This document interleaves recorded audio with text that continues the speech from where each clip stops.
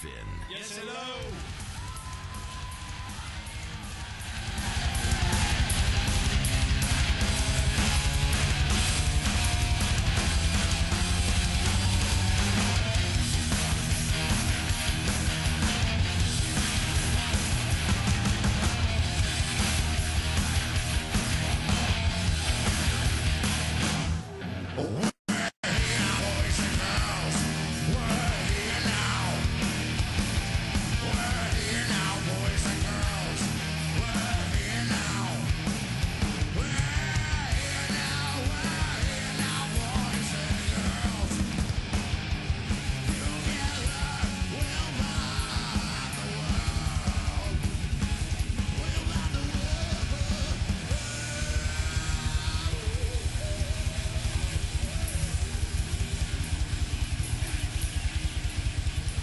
Just trying to remember what I said last Wednesday. I think it was something about coming back and being all, I don't know, rejuvenated, happy, giddy, refreshed. Rejuvenated, refreshed. You're going to have your resolutions ready to go. Yeah, not so much. And what was that you and I said? Ready Not to a tackle chance? a No way in hell. Well, why? Yeah. You know what? I came to the conclusion I'm not going to do any of them, so why write them I down? knew it. We came to that conclusion last week. We could have Yeah. saved you We did. all of the Hey, I weekend of appreciate worried that. about it. But you didn't believe us, now did you? 2010 is here. Happy New Year. Happy New Year. Same to you, Today's the Ralph. 4th. Well, we got 361 more of these to go. Whoo, boy. Yeah, that's right. Yeah. At least it's not cold outside. leap year. And we're still very lucky. At least it's not snowing, Only Ralph. lucky. Look for. around the rest of the country. I mean, Yeah. you're I don't from care the about plains. that. I'd like to be snowed in. Man. I would. I'd like to Ridiculous. look outside and Your 3 feet of ass. snow can't even open a door. Be great. Your ass. Because I wouldn't try to open it. I'd just say the hell with the day. I wouldn't beat out there people shoveling. The dumbest thing you can do is shovel like 3 feet of snow. Well, I got to get out. Why? Life will go on. Yeah. My favorite is always shoveling out from with the snowplow pushed up against your car. Yeah. Because they don't have a boy. driveway. I will They have yeah. street parking. That's nice. Some of Yeah. those people, I will tell. That is brutal. That just. Well, I saw some of the highlights of the Buffalo Indy. It wasn't a game. It was a controlled scrimmage yesterday. Yeah. They could have used a little snow at the Meadowlands last night. Yeah. I was debating this. Well, so apparently Bengals offense got snowed into Cincinnati. I'll ask you a very open-ended question, but you can only pick A or B. Which was worse to watch? The Bearcats' embarrassing pants-down performance in the Sugar Bowl or last evening's beatdown of the Bengals by the woeful offensive Jets? You know, it's weird because Which was worse? They were equally bad because one, it depends on the level of expectation. I think as the game was progressing, the UC game, I have all sorts everybody of theories kind on of both. everybody Lots of kind of sat and theories. thought, well, poor guys, no Brian Kelly, no I didn't this, say no that, no. guys. But I'm just telling you what I think the general consensus feeling was. Well, and but to me, it was like boys among men. I mean, when you're looking at the speed and the size of Florida, the way they got, I mean, they everywhere. There's like they had 2 or 3 extra Well, guys in the field all the time. I'll give you a couple things. One, I was told, and I have people all over the country caravanning streets giving me information.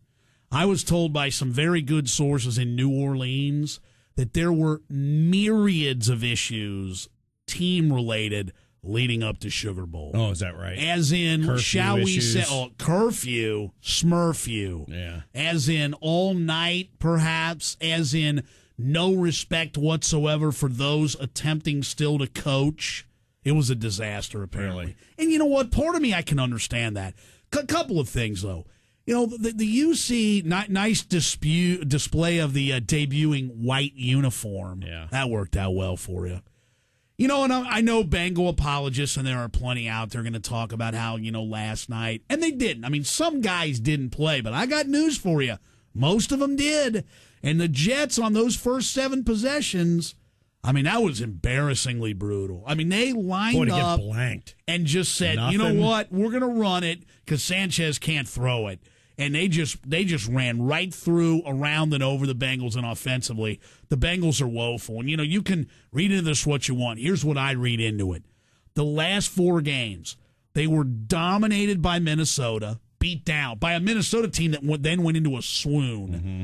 They were a Keith Rivers interception. I'll give them credit. They were playing for Chris Henry and all that, and that was a great effort out at San Diego. Right? I mean, it was.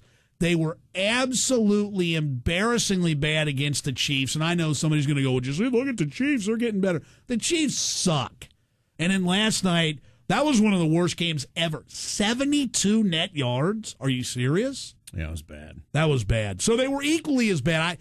I don't know. The UC thing was, I stopped watching at halftime. I did. It was so ridiculous. Now, I will say one thing. The Alabama and Florida, those two teams are so good. I mean, can you ponder this? How good is Alabama? I mean, they manhandled Florida. We'll find out presumably Thursday night. But the reality of it is, Paul Doherty wrote it in the Inquirer, Cincinnati.com. He's right. Wake up if you think UC is a legitimate national champion contender. Now, look, you don't have to take anything away from this Bearcats team. They still went 12-1. They still won the Big East Conference for the second straight year. They still did win a hell of a lot of games and play well and all that. But, there's such a separation, not just with UC. And again, look at the SEC. South Carolina dominated by UConn. So there's your, you can't play that ridiculous game, but I'll play this game. Alabama and Florida are just ridiculously good. Tim Tebow, in my opinion, is the best college football player ever. Yeah. Just look at what the guy's done. Which is interesting because I'd say there are a lot of people that agree with you, except for none of them work in the NFL. Well, you know what though? But the college game is still different. But let me bring two quick things up on UC football though that I think if you're a Bearcats fan, and I am, you do have to really say, people there. What difference would Brian Kelly have made? He might have made a little difference on offense, a little bit. They might have scored 7 more points. They would have still been blown out. And maybe Brian Kelly knew what was coming, and that's what irritates me even more about him and the way he did that. But I will also say this, and this for Notre Dame fans as well as it relates to Brian Kelly. Yeah. Let me tell you one thing UC doesn't have. Their defense stinks, and it stunk all year long, and it was embarrassingly bad against Florida. Wonder what that defense is going to look like at Notre Dame. I mean, Brian Kelly, no question, is an offensive mastermind. The dude is. Except maybe in the first half, his offense didn't look so good against Florida. But you get my point. I just UC's defense, and I'm concerned about that. Moving forward, I thought Butch Jones, the new coach, said, I can't wait to sit in the stands and evaluate. Oh, boy. Did you wet yourself watching that? Because it was awful. Yeah, did you see when they spoke to him for a moment, I think in the second half? Yeah, they did. He was talking about something about team camaraderie. Yeah, a whole lot of nothing. To hell with team camaraderie. Tackle somebody. How about that concept? Good tackling. Apparently, I just saw this. Carson Palmer's QB rating. Oh, it was 1.7. Yeah, 1.7. 1.7. You want one above 100.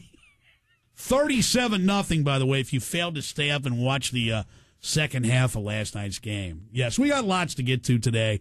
It's Gamble and Finn, the sister, the first show of 2010. We must find out what the sisters travails, what they brought her in the, I think, what's your bumper sticker say, Sally? I love Nash Vegas, is that right? Yeah. Went to Nashville over the weekend, so we'll find out. She's here. That's impressive. Yeah, there's something to be said for that. She actually told me I guess the latter before she left last week. She said, can you give me just a earlier wake-up call? So I kind of gave her one. I said 4:45. I didn't call you till about 4:55. She was ready to go, man. She's out scraping the ice off her car, ready to roll. I beat you here, Ralph. You did. I'm impressed. About that. Me too. Yeah. Yeah, I know. That's sad, isn't it? See that new leaf that got flipped over the new year? Yeah. We're going to get to your resolutions. I didn't see it. Yeah, I've got them, though. Yeah, I do. I really do. Lots to get to this morning. We got a couple giveaways for you as well. Nigel Dupree Band, son of Jesse James Dupree from Jackal and Dixie Inc. He will be headlining. That is, it's actually this week. It's Friday night out there at the Inner Circle Entertainment Complex, formerly Annie's. Got a pair of tickets, or a 4-pack, actually, and then going to get you set for the MMA Big Show New Dawn coming to the Belterra. It's a good Friday and Saturday night for you, Rockheads. How about that? We'll get you started off right.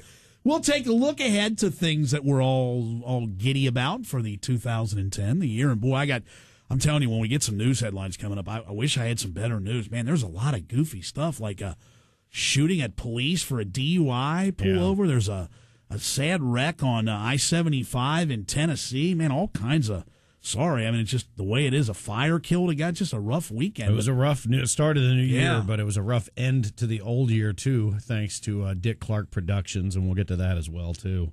Really, did I miss this? And Sherlock Holmes, by the way, I give you a second thumbs up. Very good.